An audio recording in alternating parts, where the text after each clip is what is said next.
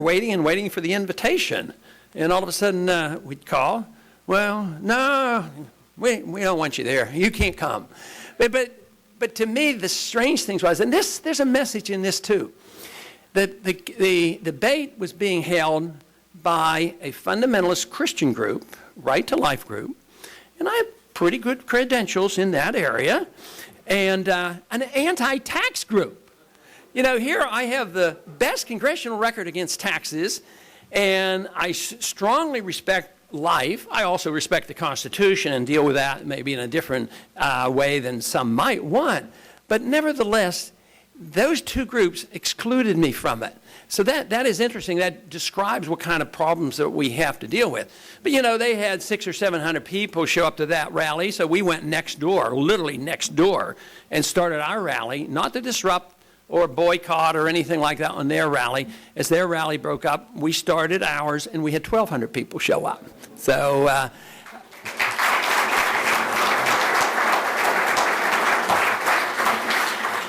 but the foreign policy was the issue that so many have come to us, and I think that this has opened up the door because my position was believable. It was crystal clear, and it was crisp, and they knew what it was. And matter of fact, I sort of like the one that when they tried to have me describe what I wanted to do about Iraq during one of the debates. And, you know, they all have, well, on the one hand, we'll do this. On the other hand, we'll do this. We'll expand this, and we'll after this, and yes, we'll come home. You know, all that junk.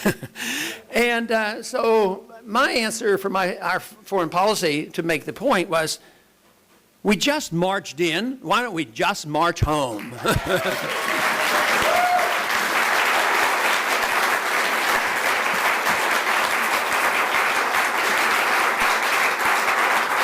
And you'd be surprised how many young people remembered that and would come to me and said, when you said that, I knew where you stood. And then several others would also mention in the foreign policy area that they sort of had a light bulb go on when I would talk about, and so many of you have talked about, and you understand this argument, and that is, why don't we, what would it be like if somebody else treated us like we treat them?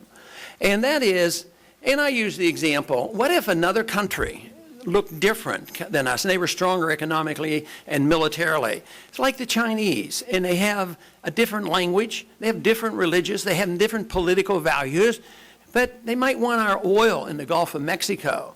I said, what if they came and put bases on, in our country? How would we react? Now that registered with a lot of people, and they could see it. Well, I don't think we would like that. Of course we wouldn't like it, but it would unify this country, and I bet you everybody would believe in the Second Amendment once again, if the Chinese, somebody invaded us like that. But it was a real attention getter, and it has given me tremendous opportunity. There's a lot in the book about foreign policy. I would say in the 70s I concentrated much more on economic policy and monetary policy. Ever since first day I went to Congress, I've always been on banking, or what is called now the financial services, and to deal with the monetary issue. And now I am a ranking member on the Domestic Monetary Policy Subcommittee. And surprisingly enough, I get along with Democrats probably a little bit better than I get along with the Republicans. So I'm in a good position. But one thing that I certainly wouldn't hold my breath for is holding my breath and say, as soon as the Republicans take over the Congress, I'll get to be a subcommittee chairman. Not going to happen. Two reasons.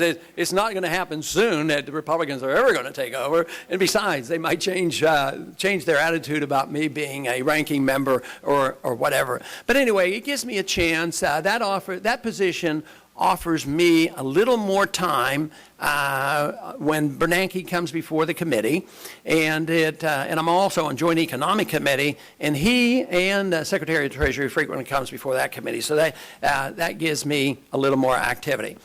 But after I went back to Congress in '97, I was out for 12 years, a lot had happened in foreign policy, and I became much more interested. And I asked to be on, international relations, and at the time. And they said, that shouldn't be difficult. Nobody really wants that. You can't raise that much money from that committee. Everybody wants on Ways and Means and these committees where you have access to the lobbyists and you get to raise all this money. But they came back to me and they said, you can be on banking, but you can't be on international relations. And I said, well, why is that? You told me last week it wouldn't be any problem at all. And they raised one of the political action groups that is well known, and I wouldn't dare mention the name. But they have some influence on our foreign policy now and then.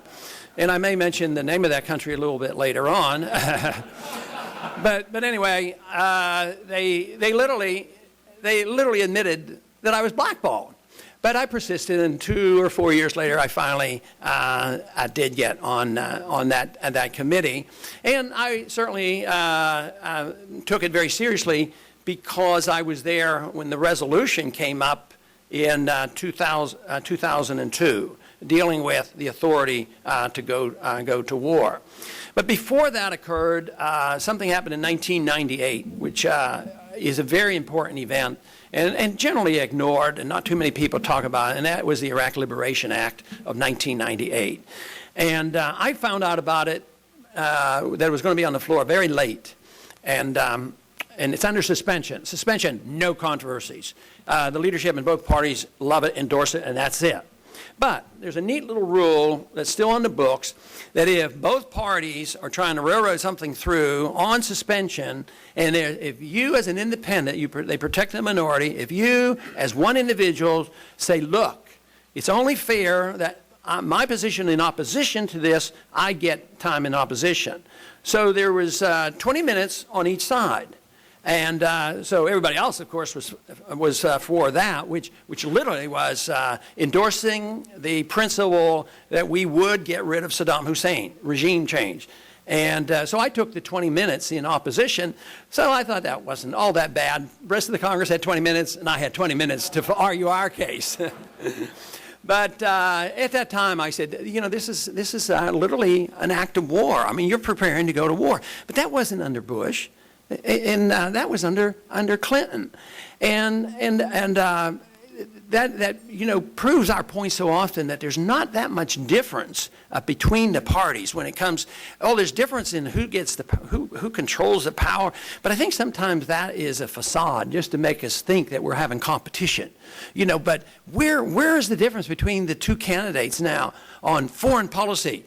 I mean, they totally ignore domestic policy. Do you think one of them has the least question about the Federal Reserve? Do you think they have the least desire to cut spending enough to get rid of the income tax? I mean, domestic policy, monetary policy, foreign policy, all of this, all exactly the same. And yet, we so often expect our people to believe that there's a real contest going on between the two parties. But by the time that march to war came in year 2002, in that one book that I put my speeches together, and somebody says, boy, this is a great book. When did you get time to do that? I said, well, that one took me 30 years. Because it took the speeches from back to 1976. Yet in 2002, and in between 98 and 2002, I mean, you can look at the record, and I was just doing my very best, to try to prevent this, because I thought for sure it would come, and surely it did. So when it finally came to our committee, I said, to make a point, I'm going to offer a substitute resolution. I'm not going to vote for it, but this is what you should do if you want to go to war. This is a declaration of war. And this means that we're serious. You're going to explain it. The people need to be behind it. If it's a serious threat, we should all be behind it, fight it, and win it, and get over with it. But no more political wars, no more Koreas, and no more Vietnams, and no more persistent intervention, willy-nilly, any old time a president of either party wants to do it. And boy, I'll tell you what, there was pretty loud shouting and innuendos there. I mean, the chairman of the committee immediately said, Ron, and he didn't use my name, right? Congressman Paul, we know you're the champion of the Constitution and all this, but don't you know that part of the Constitution is anachronistic? We don't follow it anymore.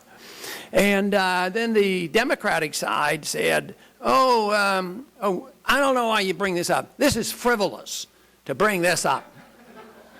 And I mean, that is the amount of respect that they have.